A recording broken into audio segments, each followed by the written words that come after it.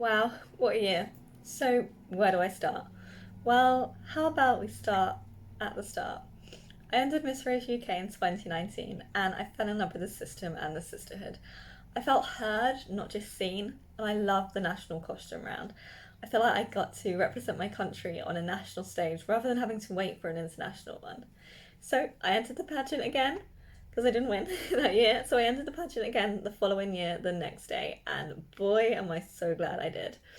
Unfortunately, lockdown happened and the pageant was then cancelled in 2020 and 2021, like a lot of other pageants were as well.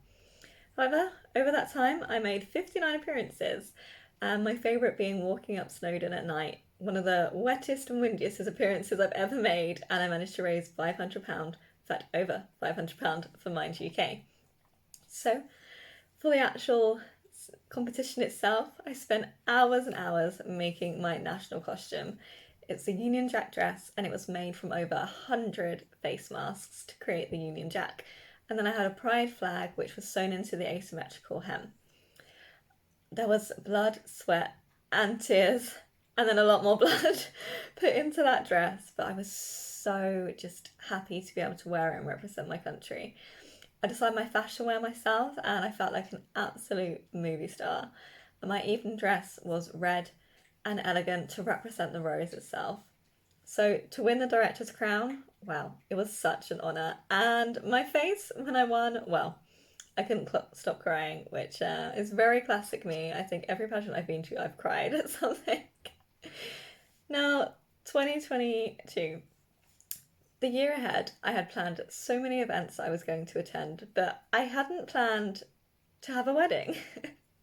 So on New Year's Eve, myself and my hubby, we decided, hey, you know what, 2022, I think it's time, after 7 years of being engaged and living through a pandemic, that we finally tie the knot. And we did indeed. So over the next 7 months, it was full of wedding planning as well as trying to make appearances as a queen. And I'm so glad that we did it that way because I got to marry my best friend and my biggest supporter, and I'm so grateful and blessed to have him in my life. I love coming together with my sister queens, and as pageant world opened up again, we got to attend events together. We did the queens photo shoot together as well, which was just awesome. I had so much fun doing that with them. I raised awareness for Crohn's UK as I was diagnosed with colitis in January 2022, and I was happy to attend the Warrior Charity pageant as a disabled woman and taking away the Ms. Charity title, which I did not expect. In Cambridge, we have the Strawberry Fair. The Strawberry Fair is one of the biggest summer fairs in Cambridge, and people come from all over to enjoy the live performances, the fun fairs, and just the fantastic atmosphere as well. Now, for I think since 2015, I've been a bucket donations collector at the front gate.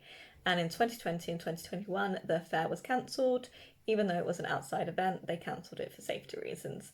When I found out it was going to be opening up again in 2022, of course I had to volunteer again. Now, not only did I get to volunteer as a bucket collector, but I also got to take part in the grand opening parade, a parade through the streets of Cambridge.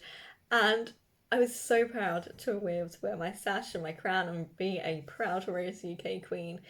It was definitely my favourite appearance, and I absolutely loved it. There were lots of small children waving and curtsying at me, thinking that I was a true princess.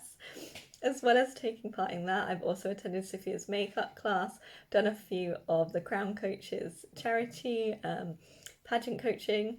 I've celebrated the Queen's 70th year of her reign, and I've even got to open up a shop in my local area. That's insane. Winning the race title has also helped me to help other pageant girls as well.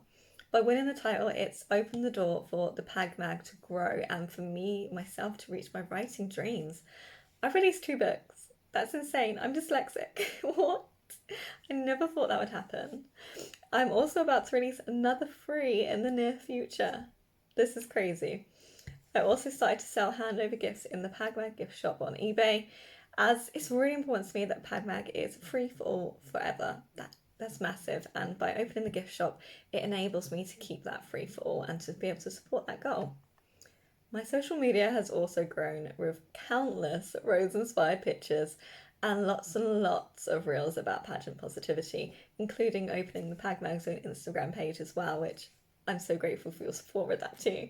So if you haven't watched my crazy pageant positivity videos, make sure that you go and check out the Redheaded Beauty Queen on Instagram, and also go and follow the Pag Mag Instagram as well. So my final appearance was just this week, working hard till the very end as a Rose Queen. I emceed my first event, which was terrifying but also really fun. It was the first live open minds night at my work at Addenbrooke's Hospital since the pandemic started. So this was a big deal. As well as hosting the event, I also helped to organise and run it, as I am part of the Open Minds Network team. The event was all about mental health, and I decided to stand on stage and to share my story of when I was bulimic, my PTSD, and all the other things that are wrong with this little mind. It was terrifying, but it was so rewarding to be able to share my story of how my mind controlled me and how I'm overcoming that control and taking back control of my own mind too. We also raised over £100 for Blue Smile, a local mental health children's charity that supports school-aged children. So, finally, this brings me to here and now. The day I hand over. But that's no one to hand over to, so does that mean I get to keep the title forever? As much as I would love that, I have to end my Rose Queen journey here. Although I will always be a rose, it's time for me to move on. So, what's next for my journey? Well, you'll just have to wait and see, and I'm sure you can follow all the updates on Instagram, as there will always be many. I'm not quite ready to hang up my pageant heels and to switch them for my journalist shoes just yet. But for now, for the last time, without crying, Steph, I am Stephanie May, Fear and Isle, signing off for the last time as Miss Rose, United Kingdom, Director's Choice. She believed she could, and so she did.